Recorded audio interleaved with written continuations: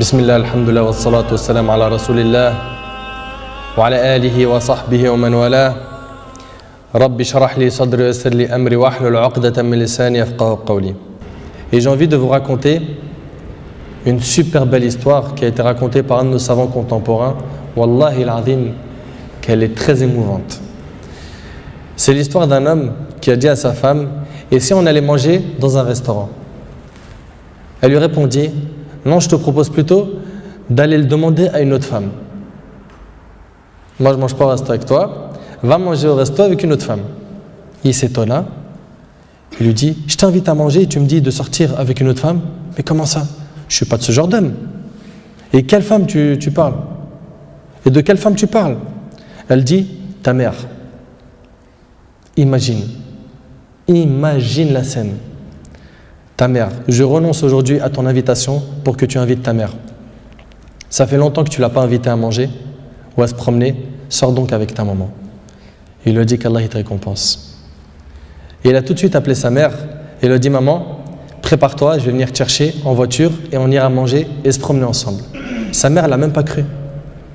Sa mère ne l'a pas cru. Elle lui a dit: c'est vrai? Il lui dit: oui, par Allah. Viens, aujourd'hui, on va manger ensemble. Entre nous, billah alaykum. Qui d'entre vous, parmi les frères mariés, a déjà fait ça avec sa mère? Et effectivement, ils allèrent ensemble au restaurant. Et la mère s'est remplie d'amour, de joie et de bonheur. Pour elle, c'était un beau rêve. Peu lui importe la nourriture ou l'endroit où elle était, c'est-à-dire même manger par terre ou sur le trottoir ou dans la rue, le plus important, c'est qu'elle était avec son fils et que son fils était bienfaisant envers elle. Et qu'il ne l'a pas oublié, qu'il ne l'a pas négligé en s'occupant de sa femme et de ses enfants, et elle passa un jour avec lui qui était l'un des meilleurs jours de sa vie. Elle lui dit au retour, l'homme dit à sa mère au retour: maman, t'es contente? La sortie t'a plu? Elle dit: oui, wallahi, c'était masha'Allah. Elle dit: oui, qu'Allah te récompense. Il répondit: Inch'Allah, je le referai.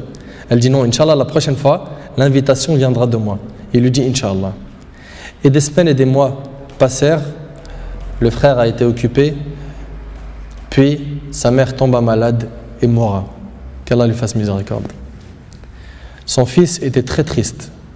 Et quelques jours plus tard, il reçut une invitation au restaurant pour lui et une autre personne, et cette invitation était déjà payée. Étonné, il se demanda de qui vient cette invitation déjà payée.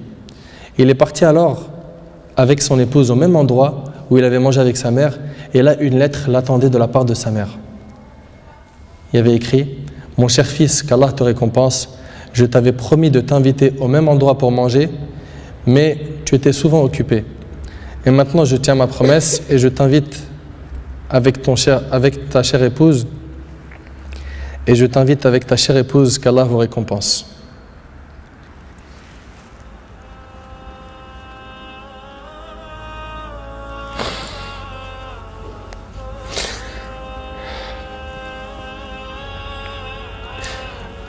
Wallahi mes frères, la valeur de la mère, elle est très sacrée. Faut pas la mettre en colère.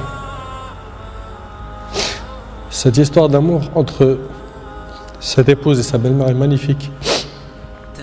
J'espère que nos frères et sœurs vont tirer des leçons de ce genre d'histoire d'amour entre les épouses et les belles-mères et d'essayer de reproduire ce qui s'est reproduit dans cette histoire.